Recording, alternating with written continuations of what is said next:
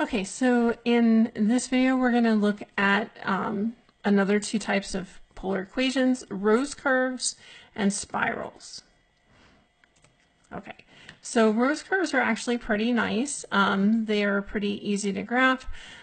Basically, you have either a constant times cosine n theta, where n is a constant, or a constant, or r equals a sine n theta. So this difference, just the difference between cosine and sine.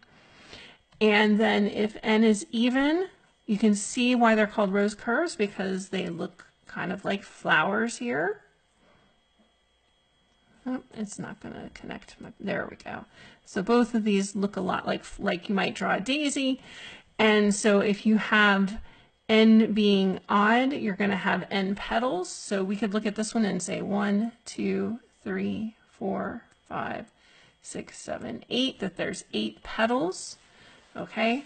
So this one is even. So we can actually kind of figure out that this one, let's see, and this is 1, 2, 3, 4. So the radius here is 4. So this equation should be 4 cosine, because when theta is equal to 0, we're not going to be at the pole, we're going to be out on the petal. And since we have 8 petals, this must be 4 theta. Now if n is odd, our curve only has n petals, and this one of course has 3, 1, 2, 3. And here at theta equal to 0, we're at 0. And basically we're going around and around and around. And so we know this one again, 1, 2, 3, 4. So this one would be y, or sorry, not y, r.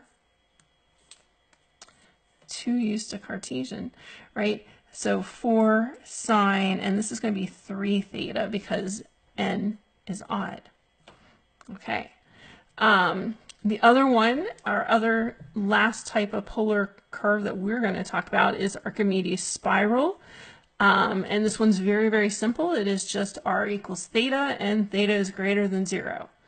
And so this is basically just saying as theta increases, so does our radius. And so we get this nice growing, ever-growing spiral, right? And this could, I suppose, have a constant in front of it, but typically we're going to say that it doesn't. Okay. So we might as well look at this and say, hey, here is a picture. Can we figure out which one it is, right? And so we're going to say it's definitely, because we have a petal oriented on the polar axis, that this tells us that it is cosine. All right, so we know r equals a cosine n theta, right? And so we've just got to figure out what a and n are. And we can look at what's the max distance on my petals. It is a radius of 3, so we know a is 3. And then we can count our petals. 1, 2, 3, 4, 5, 6, 7, 8. This is the same as we just did. So since n is even, this is, since we have 8 petals, that means that my n is half of that. So it is 4. Okay, so let's look at that getting drawn with my little polar plotter. There we are. So we're going to plot, we are going to do that same one, right? Put in 3 cosine 4t. And we're going to take this down. All right, so there we are. We're going to go start out at 0. You can see we started at 3. And then we hit the origin. We keep going. And roundabout, let's see, pi over 2 is going to be about 1.5. There we are, right? And then we come over and we get to, let's see, here's pi, right? And then we're going to just fill in the rest of our loops as we progress to 2 pi. And at that point, if we go further than that, we're just retracing over our curve as before. Now, if I change this to sine,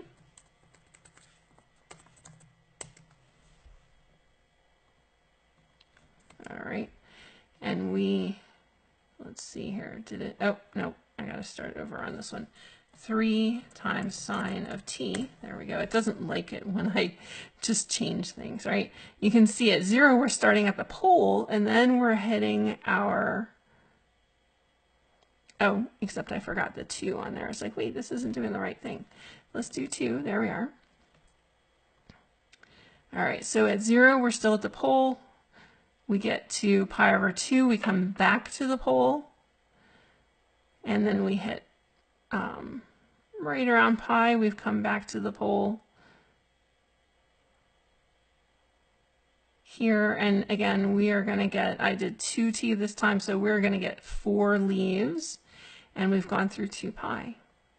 And the only difference between this one and if we had done this with cosine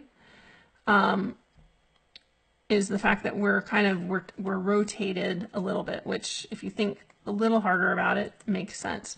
So here's our same exact one as we did for cosine, except now it's sine, and it looks just the same except that it's been rotated so that our leaves are no longer on the polar axis.